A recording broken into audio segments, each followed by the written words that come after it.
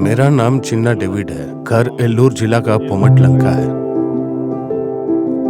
मैं हूँ Mrs P चिन्ना मरियम्मा। हमारी आंखों के सामने ही सब खत्म हो गया। हम कुछ करने की स्थिति में नहीं थे। कुछ समझ नहीं आ रहा था कि इसके बाद क्या होगा। हमेशा गले में एक तकलीफ हुआ करती थी। कुछ समझ नहीं आ रहा था क्या करना चाहिए, कहाँ जाना चाहिए। हम कुछ तय नहीं कर पा रहे थे। हम तो पेशेंट लेकर घर से निकल आए। यहाँ पर ठीक से चिकित्सा नहीं होगी ये सुनकर सोचा विजयवाड़ा जाएंगे। और विजयवाड़ा में जो बीएमआर के लोग हैं वही हमारे साथ थे, वही हमको लेकर जा रहे थे। उन्होंने हमें बताया कि फिक्र करने की कोई बात नहीं, क्योंकि उन्होंने बताया कि वो मेरी पत्नी का ख्याल रखेंगे। मैं तब निश्चिंत हो गया। सोचा कि यहाँ के डॉक्टर जब इस समस्या का समाधान नहीं कर पा रहे तो विजयवाड़ा में जाकर समस्या का निदान मिल जाएगा। और देखिए, हमारे पास दूसरा कोई उपाय भी नहीं था। हम तो ये भी नहीं जानते थे कहाँ इसकी सही चिकित्सा होगी। उस समय ये एक आम बात थी, पर उन लोगों ने कहा कि कोई समस्या नहीं होगी। पर हमें कुछ समझ में नहीं आ रहा था कि किस डॉक्टर के पास जाना चाहिए, किस अस्पताल में जाना चाहिए। खैर, हम विजयवाड़ा के एक बड़े अस्पताल में जा पहुँचे। कई टेस्ट्स करवाए गए, पर हमें कोई खास फायदा नहीं हुआ।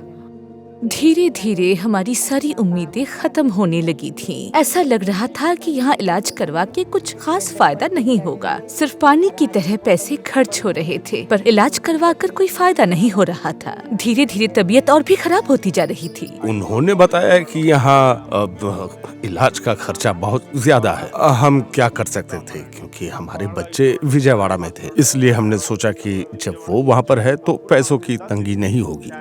हम जब सरकारी अस्पताल में गए तो वहाँ की चिकित्सा व्यवस्था देखकर हमारा तो दिल ही टूट गया। पर अस्पताल के लोगों ने हमें निश्चिंत किया कि फिक्र की कोई बात नहीं, आपकी माँ जरूर ठीक हो जाएंगी, बस कुछ टेस्ट करवाने होंगे। तो फिर उन्होंने कुछ सैंपल लेकर ऊपर भिजवाया। अब हमने अस्पताल में जैसा कहा गया सैंपल लेकर ऊपर भिजवा दिया और फिर टेस्ट हुए। और जब हमें रिपोर्ट्स मिले तो पता चला कि मेरी माँ को कैंसर हुआ है, पर फर्स्ट स्टेज पर है। पर अस्पताल जाने से पहले ही कैंसर काफी फैल चुका था। डॉक्टर ने जांच करने के बाद मुझे 2 महीने की दवा दी थी और भी कई सारे टेस्ट्स करवाए गए। मेरी तबीयत बदतर से बदतर होती जा रही थी। खाना खाने में भी काफी तकलीफ होती थी। एक वक्त तो ऐसा आया कि मैं अपना काम भी सही से नहीं कर पाती थी। दवाई लेने के बाद फिर कुछ जांच करवाए गए और जांच करवाने के बाद उन लोगों ने मुझसे कहा कि मुझे ऑपरेशन करवाने की जरूरत नहीं पड़ेगी, सब कुछ ऐसे ही ठीक हो जाएगा। फिर 2 महीने बाद कुछ और टेस्ट्स करवाए गए। अब इंसान स्वस्थ है या बीमार उसे तो देखकर ही पता चल जाता है। जो स्वस्थ है वो चलेगा फिरेगा, काम करेगा, खाना खाएगा, बात करेगा, और जो अस्वस्थ है वो सोया रहेगा। मैंने अपनी पत्नी को देखा कि वो सोई रहती थी, हिलडुल भी नहीं पाती थी, ठीक से खाना भी नहीं खाती थी, बात भी नहीं कर पाती थी। हमने देखा डॉक्टर्स उसका इलाज कर रहे हैं, हालांकि उसके बारे में हमें कुछ भी नहीं पता। मुंह में पाइप घुसाकर खाने का इंतजाम किया गया था, सलाइन भी चलता रहा और साथ में दवाइयाँ भी। और हाँ, उस समय उसके बहुत सारे टेस्ट भी किए गए थे। मेरी नाक और मुंह के अंदर ट्यूब घुसाकर कई टेस्ट्स करवाए गए। फिर उन लोगों ने मुझे बताया कि मेरा कैंसर तो कम हुआ ही नहीं बल्कि उल्टा फैल चुका है। ऑपरेशन करवाकर कोई फायदा नहीं होगा। डॉक्टर की बात सुनकर मैं बहुत ही निराश हो गई थी। मेरी जीने की चाह खत्म हो चुकी थी। मैंने सिर्फ उन लोगों से पूछा कि ये कैसे मुमकिन है।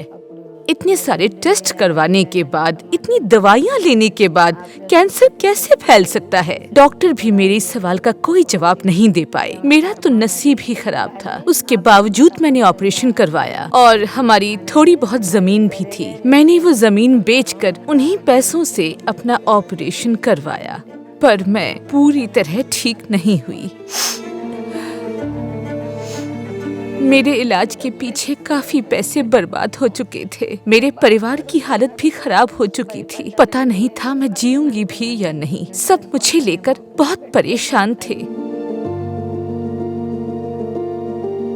फिक्र सिर्फ मेरे अकेले की नहीं थी, परिवार के जितने भी सदस्य थे, मतलब मेरा परिवार, पत्नी का परिवार, सभी लोग बहुत चिंतित थे। हम सभी उसके सेहत को लेकर बहुत फिक्रमंद थे। हमारे बच्चे तो कह रहे थे कि माँ अगर हमें छोड़कर चली गई तो हम लोग कहाँ जाएंगे। हमने तो अपना पूरा जीवन तुम लोगों के साथ बिताया है, अब तुम लोगों में से अगर कोई भी चला गया तो फिर हमारा क्या होगा। फिर उन्होंने ही हमें आश्वस्त किया कि हम आपके जिम्मेदार बच्चे हैं, हम जी जान से आपकी सहायता करेंगे, आपके पास रहेंगे। वे हमेशा अस्पताल में रहते थे, चाहे डॉक्टर्स के साथ मीटिंग हो, चाहे कोई टेस्ट करवाना हो या इलाज के बारे में दूसरी कोई बात हो। मेरी साली साहिबा भी हमेशा साथ थी। वो हमारी बड़ी बहन है, हमारी दीदी है, उनका इलाज करवाना तो हमारा फर्ज था, इसलिए हमने दीदी के इलाज के लिए अपना सब कुछ दे दिया। हम चाहते थे उनका जल्द से जल्द इलाज हो और वो बिल्कुल ठीक हो जाएं, क्योंकि वो हमारी दीदी है। उनका इलाज करवाना हमारा फर्ज है, क्योंकि उन्होंने हमें पाल पोस कर बड़ा किया है। हम काफी निराश हो चुके थे कि तभी हमें पुनर्जन्म के बारे में पता चला और हम दीदी को वहीं ले गए। दीदी वहाँ से बिल्कुल ठीक होकर लौट आई। अस्पताल में माँ का इलाज चल रहा था और हम सब टेंशन में रहा करते थे। एक समय तो आशा भी छोड़ दी थी, बार बार सोचा करते थे कि शायद माँ को वापस घर नहीं ला पाएंगे। फिर आश्चर्यजनक रूप से माँ ठीक होने लगी। देखिए, पुनर्जन्म हॉस्पिटल में माँ का इलाज चल रहा था और जैसे माँ को सही में पुनर्जन्म मिला। जैसे जैसे माँ की रिकवरी होती रही, उसका सारा रिपोर्ट हमें मिलता रहा समय पर। ये सब देखकर हमारे मन में फिर से एक बार आशा जगी कि वो ठीक हो जाएंगी और हम एक दूसरे को आश्वस्त करने लगे कि माँ बिल्कुल ठीक हो जाएगी और माँ घर वापस आएंगी। रिपोर्ट्स भी यही कह रहे थे। पुनर्जन्म अस्पताल में मेरी पत्नी को एक नया जीवन मिला। सरकारी अस्पताल में जाने के बाद मुझे कुछ दवाइयाँ दी गईं, लेकिन वो लोग मुझे खुलकर कुछ नहीं कह पा रहे थे।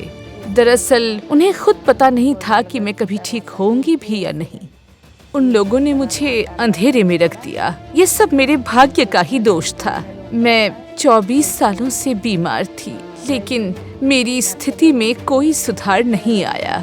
तभी मेरे घर वालों को पुनर्जन्म के बारे में पता चला और वो लोग मुझे वहाँ ले गए। वहाँ जाकर मैं धीरे धीरे ठीक होने लगी, जैसे मुझे एक नई जिंदगी मिली। मैं पुनर्जन्म की आभारी हूँ। पहली बार जब मेरी पत्नी को वहाँ पर लेकर गए तो मुझे पूरा यकीन नहीं था कि वो पूरी तरह ठीक हो जाएगी, लेकिन हाँ, वहाँ के डॉक्टर्स ने पूरे ध्यान से उसका इलाज किया और हमारे परिवार के साथ खड़े रहे। पुनर्जन्म के इलाज से माँ बिल्कुल स्वस्थ हो गई, इसके लिए हम हृदय से कृतज्ञ हैं। पुनर्जन्म की वजह से ही हमें हमारी दीदी वापस मिली। उनके लिए तो ये एक नया जन्म था।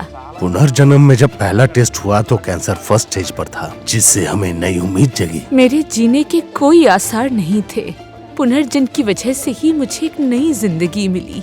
मैं फिर से अपनी पहली स्थिति में लौट आई। भगवान की बड़ी कृपा है कि मैं अपने परिवार के पास लौट आई। पुनर्जन्म का बहुत बहुत शुक्रिया।